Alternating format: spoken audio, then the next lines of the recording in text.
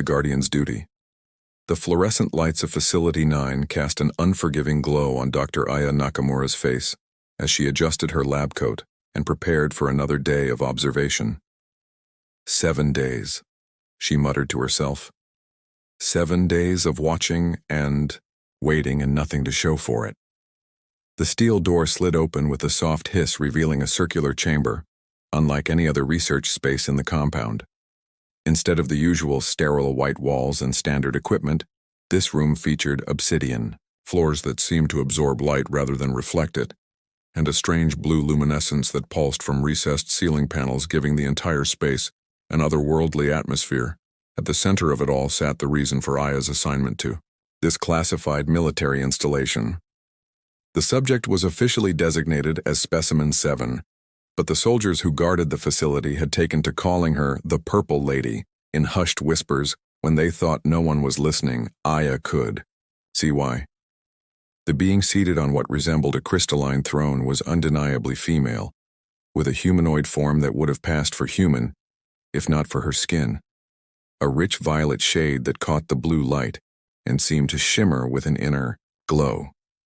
Her eyes were large and almond-shaped, with irises so dark they appeared black with small flecks of silver that resembled stars. Good morning, Specimen 7. Aya spoke into her recorder, keeping her voice professional and detached. Day 7 of neurological observation. Subject remains non-responsive to verbal stimuli. Brainwave patterns show continued alpha wave activity, suggesting consciousness and awareness, despite apparent catatonic state. As Aya moved to her monitoring station, she couldn't help but notice how the subject's dark wavy hair fell around her shoulders, framing features that were both alien and strangely beautiful. Her face, with its high cheekbones and full lips, seemed carved from living amethyst, delicate yet strong. The slight smile that perpetually graced those lips gave her an enigmatic appearance, like she knew secrets no human could comprehend. Colonel Kai Bennett entered the chamber, his footsteps echoing across the polished floor. Any changes, Doctor? He asked, his voice carrying the edge of someone who expected results yesterday. Nothing significant, sir, Aya replied, turning from her monitors. Her vital signs remain consistent with previous readings. Brain activity continues to show patterns, inconsistent with any known human baseline but stable, according to our limited understanding of her physiology. The colonel frowned. The Pentagon is getting impatient, Dr. Nakamura. 3 weeks since we intercepted her vessel, and we're no closer to understanding what she is or why she came to Earth. He lowered his voice. The Joint Chiefs want answers, and they're considering more invasive procedures. Aya felt a chill run through her. With all due respect, sir, I've only been observing for a week. We know virtually nothing about her biology. Forceful methods could kill her before we learn anything. That's why you're here, Doctor. Bennett's eyes narrowed. Your background in xenoneurology makes you our best chance at non-invasive intelligence gathering, but I need progress. Something to keep the brass from sending in their butchers with scalpels. As the colonel left, Aya turned back toward the subject, feeling a strange twinge of protective instinct. I won't let them hurt you, she whispered, though she wasn't entirely sure why she cared. Later that evening, as Aya reviewed her notes in the facility's sparse dining hall, Security Officer Alex Cooper slid into the seat across from her tray, clattering against the metal table. Burning the midnight oil again, Doc? Alex asked, his easy smile a stark contrast to the tense atmosphere that permeated the facility. Just trying to make sense of our visitor, Aya replied, gesturing to her tablet. Her neural patterns are like nothing I've ever seen. It's as if her brain processes information in quantum states rather than binary signals. Alex glanced around before leaning forward. Word among the guards is that she crashed in the New Mexico desert 3 weeks ago, came out of her ship with her hands up saying something in a language no one understood, then just stopped talking altogether. She spoke? Aya asked, surprised. This detail hadn't been in any of her briefing materials. That's the rumor. Alex shrugged. Before they brought her here, Bennett's team tried everything to communicate. Universal translators, linguistic experts, even telepaths from that special division. No one talks about. Nothing worked. So they decided she was either unable or unwilling to communicate. Aya considered this new information, but she attempted communication initially. That suggests intent, not inability. Above my pay grade. Doc. Alex stood gathering his tray.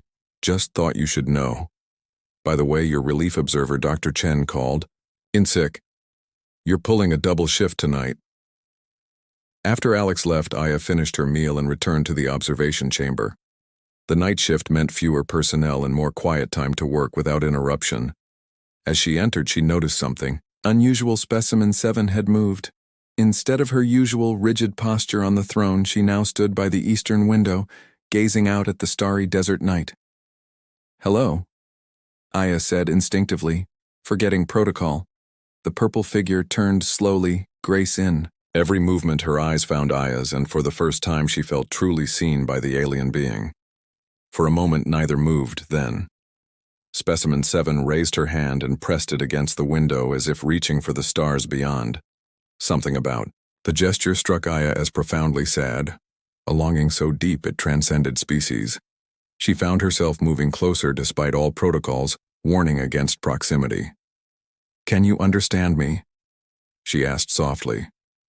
The alien woman tilted her head slightly, then returned to her throne, resuming her usual posture.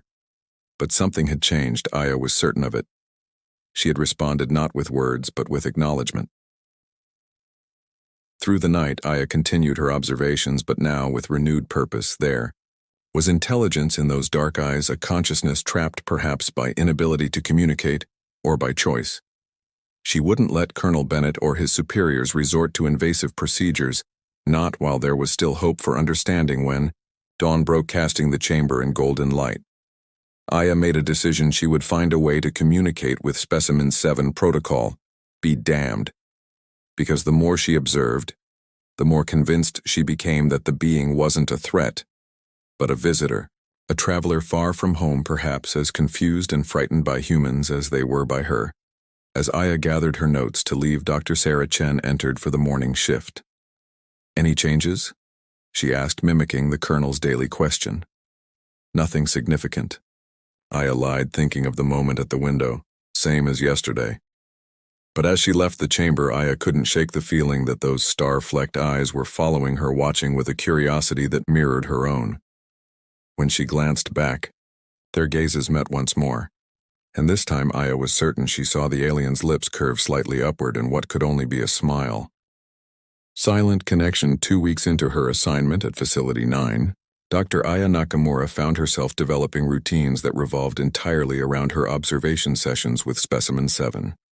She arrived earlier than required, stayed later than scheduled, and spent her free time reviewing data on the mysterious visitor. You're becoming obsessed, Aya, Dr. Sarah Chen remarked as they shared coffee in the facility's break room.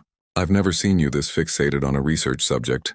Aya stirred her coffee slowly, watching the dark liquid swirl. There's something about her, Sarah. She's not just some biological curiosity. There's intelligence there, awareness. I can feel it. Sarah's expression shifted to concern. That's exactly what worries me. Remember what happened to Dr. Rodriguez last year?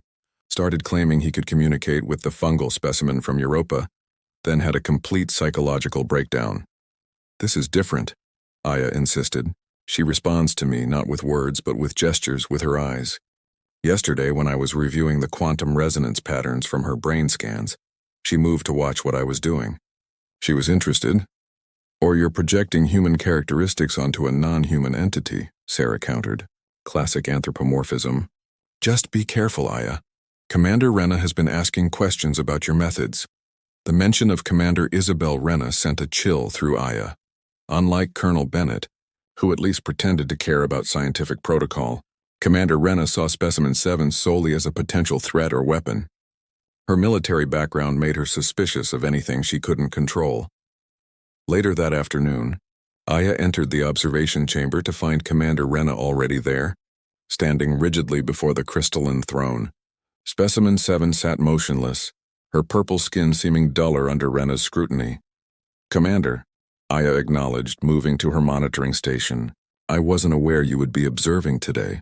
Rena turned, her steel-gray eyes narrowing. "Dr. Nakamura, I was just having a chat with our guest." She gestured toward the silent figure. Though it's rather one-sided, Aya noticed the subtle tension in Specimen 7's posture, the way her fingers gripped the armrests of her throne. Whatever Rena had been saying, it hadn't been pleasant. "The Joint Chiefs are growing impatient with your gentle approach, Doctor." Rena continued. 3 weeks and not a single concrete finding beyond basic physiological data. Neurological mapping of an entirely alien species isn't something that happens overnight. "Commander," Aya replied, keeping her voice even. "Rushing could compromise valuable data," noted. Rena's tone suggested she found the explanation inadequate. "Nevertheless, we're implementing new protocols starting tomorrow. Dr. Chen will be taking over primary observation duties. You'll be analyzing data remotely." Aya felt her heart rate spike. "May I ask why?" "Security concerns," Rena stated flatly. "Colonel Bennett believes you're becoming too personally invested in the subject. It clouds scientific judgment." After Rena left, Aya stood frozen at her station, the implications sinking in. Being removed from direct observation would set her research back significantly. More importantly, she worried what might happen to Specimen 7 without her presence. She glanced toward the throne and found those dark eyes watching her intently. Without thinking, Aya moved closer than protocol allowed. "I don't know if you understand what's happening," she whispered, "but they're going to take me away from here tomorrow. I don't know what they're planning, but I'm worried." The alien woman tilted her head slightly, then slowly raised her hand. For a moment, Aya thought she might reach out to touch her, but instead she pointed toward the ceiling, specifically at the security camera monitoring the room. Aya understood immediately. "You're right. We're being watched." Returning to her station, Aya continued her work with renewed focus. The alien wasn't just aware. She was alert to the surveillance in her prison. This wasn't a catatonic being or a simple specimen. This was a conscious, intelligent individual being held against her will. That night, unable to sleep, Aya accessed the secure files on her tablet, searching for anything that might help her understand more about Specimen 7. Most information was classified beyond her clearance, but she found notes from the initial capture that Alex had mentioned.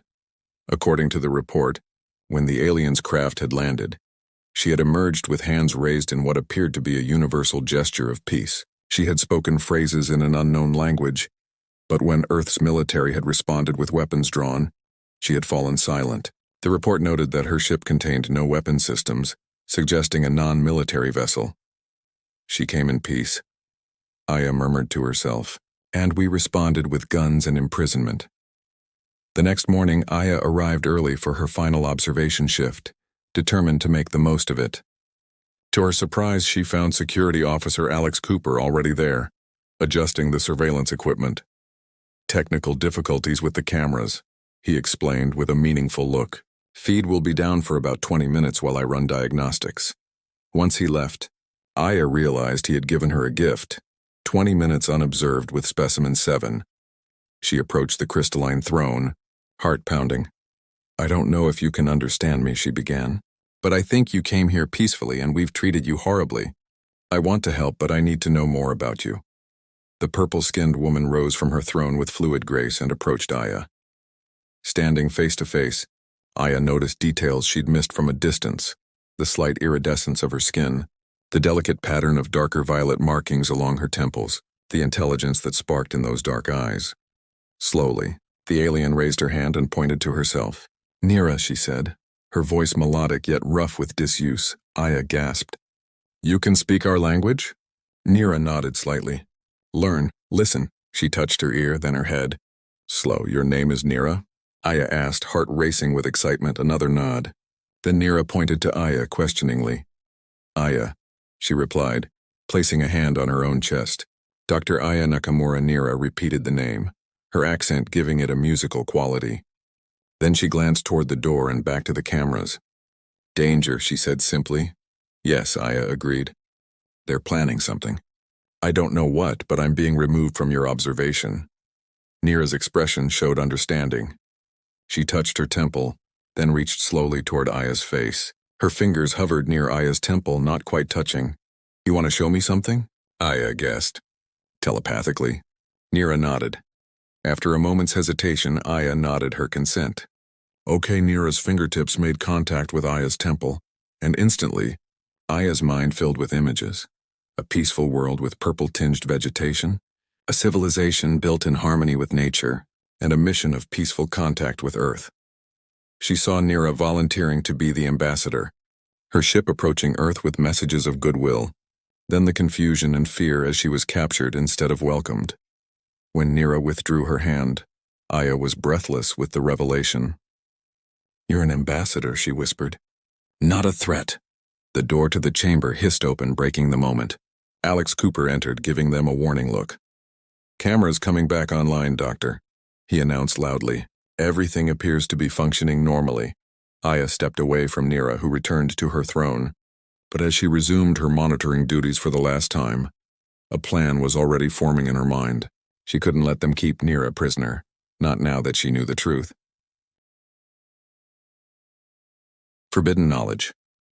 The sterile corridors of Facility 9 seemed more oppressive than ever as Aya made her way to the research laboratory where she'd been reassigned. 3 days had passed since her last direct observation of Nira, and the separation gnawed at her. "Dr. Nakamura, a moment please."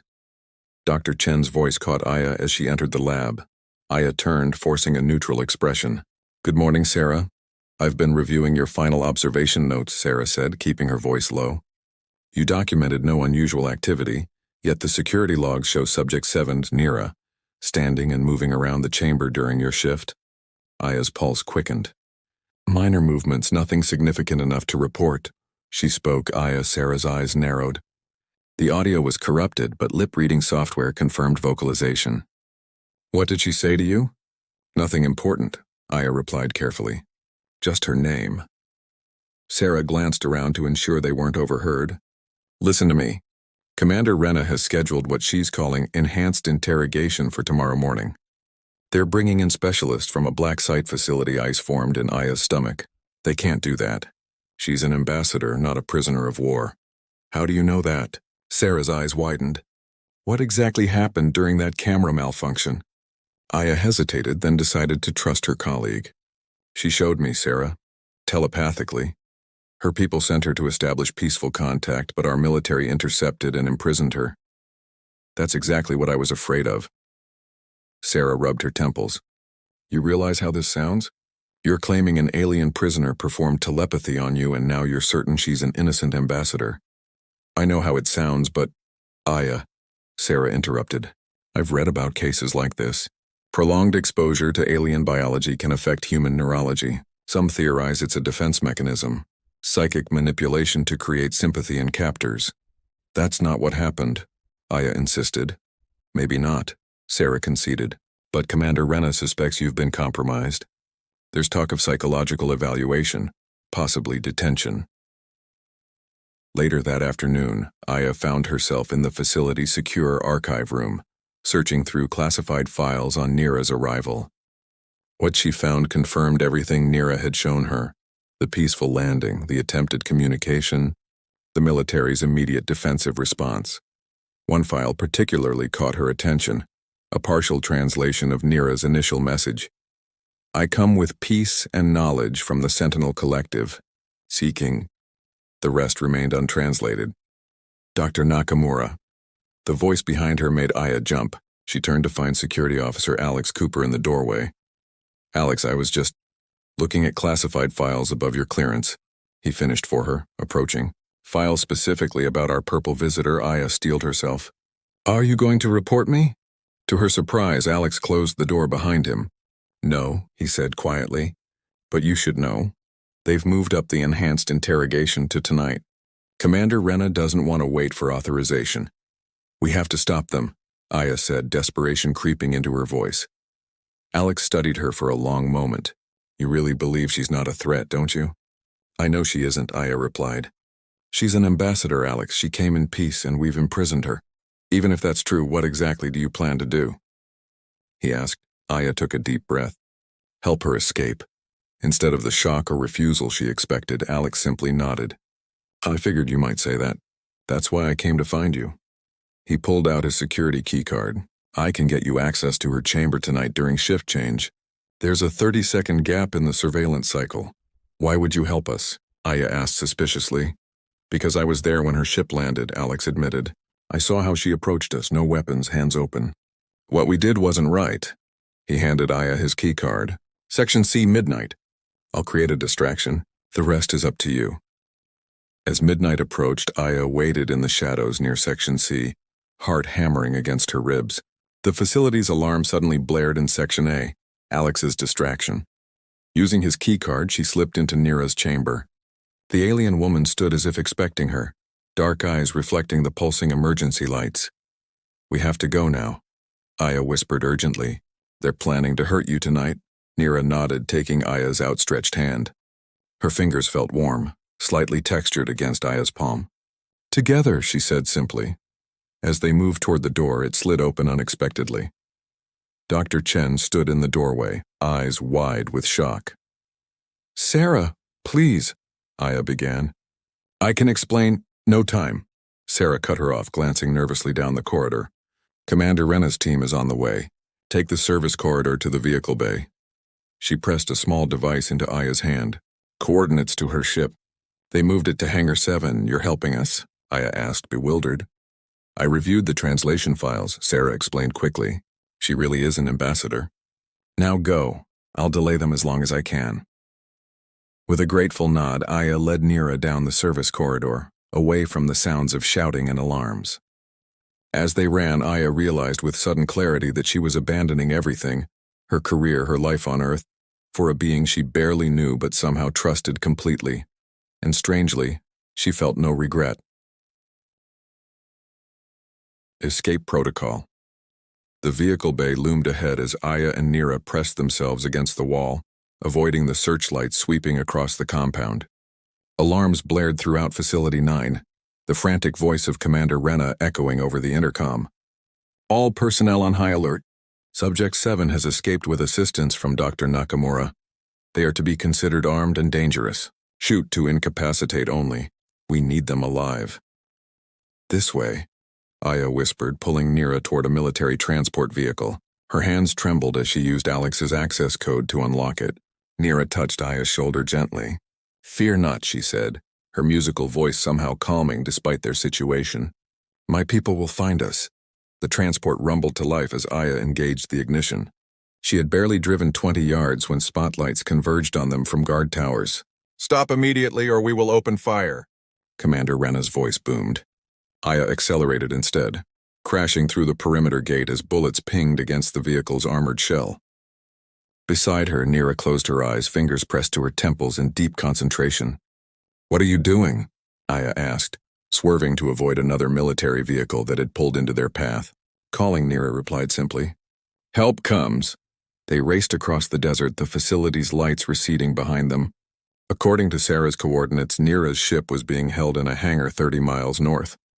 But with every passing moment, Aya knew their pursuers were gaining ground. We'll never make it to the hangar, she realized aloud, watching helicopter searchlights appear on the horizon behind them. Nira smiled serenely. No need. She pointed upward just as a strange humming filled the air. Above them, the night sky rippled and distorted, revealing a vessel unlike any Aya had ever seen. Shaped like a teardrop, it shimmered with an iridescent purple glow that matched Nira's skin. A beam of soft light extended downward, enveloping their vehicle.